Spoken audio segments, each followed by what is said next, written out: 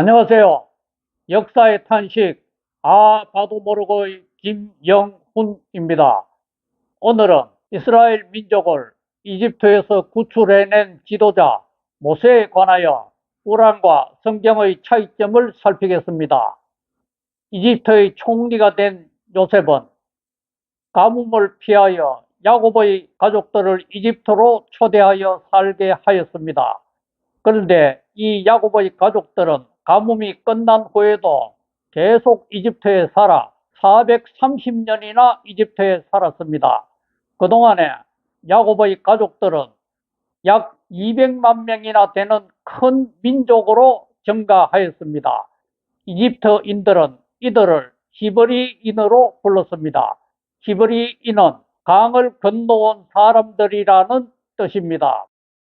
그런데 이집트의 파라오는 이 히브리인의 숫자가 너무 증가하기 때문에 히브리인들이 이집트의 적을 도와 이집트를 위험에 빠뜨릴 수 있다고 염려하게 되었습니다.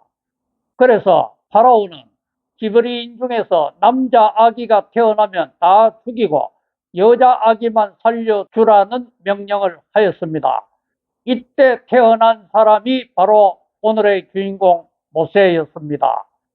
모세의 어머니는 모세를 차마 죽일 수가 없어서 3개월이나 비밀리에 키웠는데 더 이상 집에서 키우기가 힘들어 갈대로 만든 상자에 모세를 넣어 나일강에 띄워 보냈습니다.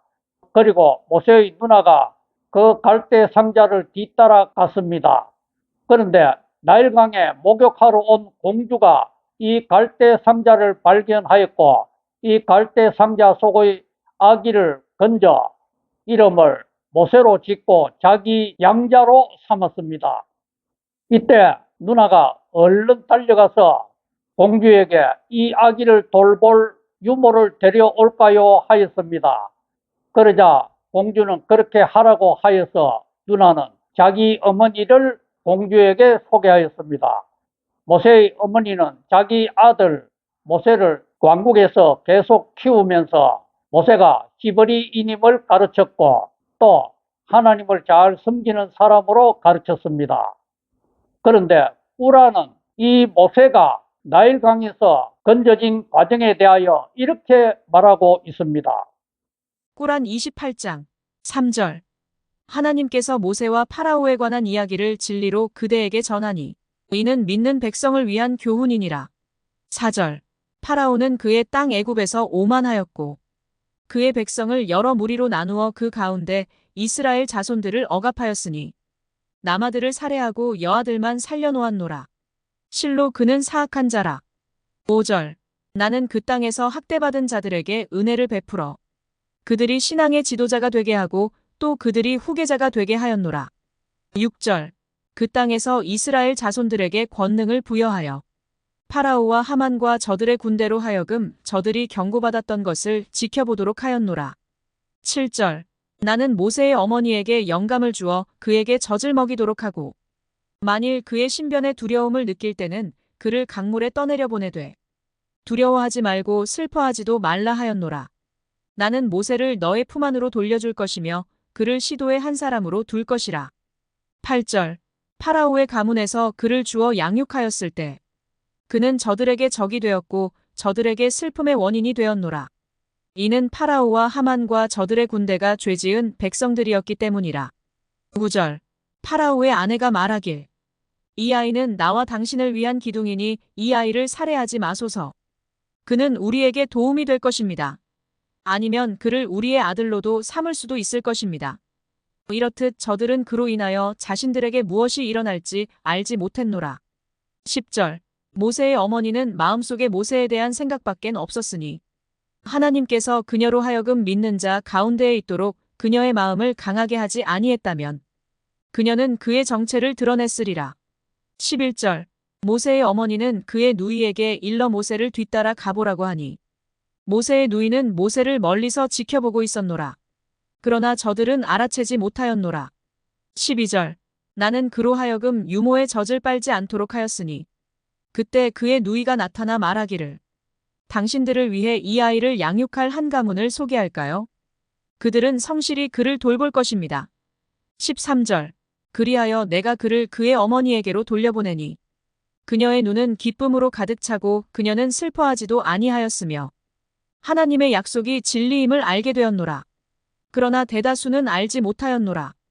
여기에서 파라오의 신하 중에 하만이 나오는데 이는 성경에는 나오지 않는 사람이고 성경에는 에스더서의 페르시아 제국의 왕 크세르크세스, 성경에는 아하수에로로 나오는 그 왕의 신하로 나옵니다. 그런데 이 두 사람이 히브리인들을 죽이려고 하다가 오히려 죽임을 당한 꼴이 서로 비슷하여 참 재미있지 않습니까?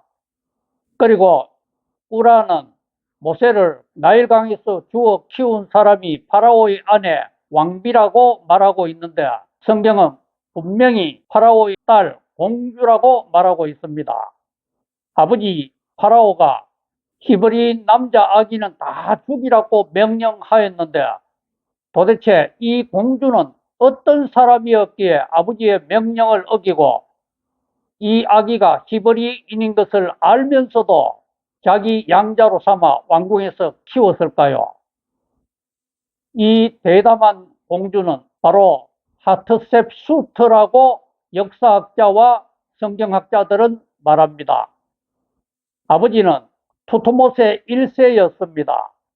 그런데 투트모세 1세의 아들 투트모세 2세는 약하였는데 이 투트모세 2세와 이복 남매인 하트셉수트가 결혼을 하였습니다. 그런데 투트모세 2세는 얼마 안 가 죽었고 이 투트모세 2세에게는 투트모세 3세라고 불리는 아들이 있었습니다. 하트셉수트는 투트모세 3세의 고모이면서 계모가 되었던 것입니다. 그런데 남편인 투트모세 2세가 죽고 난 다음에는 이 하트셉수트가 조카이면서 아들이 된 투트모세 3세와 함께 이집트를 다스리게 되었습니다. 투트모세 3세는 아주 어렸기 때문에 모든 실권은 하트셉수트가 쥐고 있었습니다.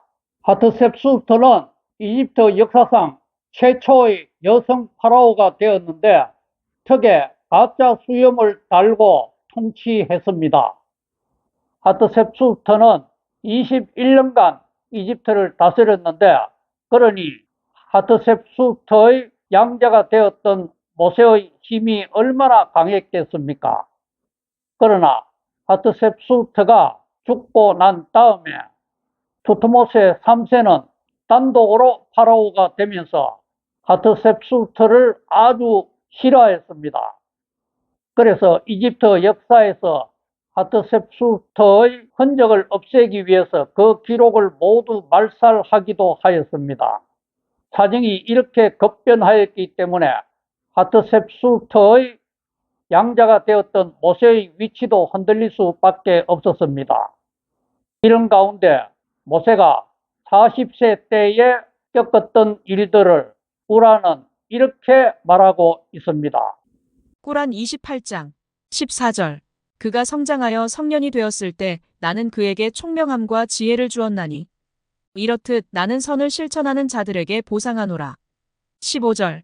모세는 사람들이 지켜보지 않는 틈을 타 그 도시에 들어가 싸우고 있는 두 사람을 보았으니 한 사람은 그의 편이었고 다른 한 사람은 적이었노라.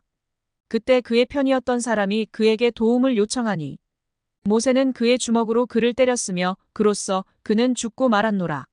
이는 사탄의 유혹 때문이었으니 실로 그는 유혹하는 적이었노라. 16절. 모세는 기도하였노라. 주여 실로 제가 제 스스로를 욕되게 하였습니다. 저를 용서하여 주소서. 그리하여 하나님께서는 그를 보호하였으니 실로 하나님께서는 가장 너그러우시고 가장 자비로운 분이시니라. 17절. 모세가 말하길 주여 당신께서 저에게 은총을 베풀어 주셨으니 저는 결코 사악한 자 편에 있지 않겠습니다. 모세가 그 도시 안에서 두려움으로 주위를 살피고 있노라니. 18절. 어제 그의 도움을 청하던 그가 또 그에게 도움을 구하고 있지 아니한가. 모세가 실로 너는 싸우기를 좋아하는 자라. 19절. 그래서 모세가 둘에게의 적이었던 그를 붙잡으려 했을 때 그가 말했노라. 모세여, 어제 한 사람을 죽였던 것처럼 나를 죽이려 하느뇨. 당신은 지상에서 폭군이 되려 하는 것 외에는 선을 행하는 자 가운데 있기를 원하지 않느뇨. 20절. 이때 도시로부터 한 사람이 달려와 말하길. 모세여, 족장들이 당신을 살해하려 공모하고 있나니 곧 떠나시오. 나는 당신께 진실로 충고하나이다. 모세는 두려움으로 주위를 살피며 그곳으로부터 나가며 말하길. 21절. 주여, 이 사악한 백성들로부터 저를 구하여 주소서. 22절. 그가 미디안의 땅을 향하여 가며 기원하길. 주여, 평탄하고 바른 길로 저를 인도하여 주소서. 여기에서 꾸라는 모세의 나이를 밝히지 않고 있는데 성경은 40세라고 말하고 있습니다. 그리고 성경은 히브리인과 이집트인이 싸우는 것을 보고 모세가 이집트인을 때려 죽였다고 말하고 있습니다. 그리고 그 다음 날에 두 히브리인이 싸우는 것을 보고 말리다가 자기가 그 전날 이집트인을 죽인 것을 많은 사람들이 알고 있는 것을 알게 되었습니다. 그래서 살인자가 된 모세를 죽이겠다고 나선 사람은 꾸란에서는 족장이라고 말하지만 성경에서는 족장이 아니고 파라오라고 말하고 있습니다. 이 파라오는 바로 하트셉수트와 공동 파라오가 되었다가 하트셉수트가 죽고 난 다음에 단독 파라오가 된 투트모세 3세입니다.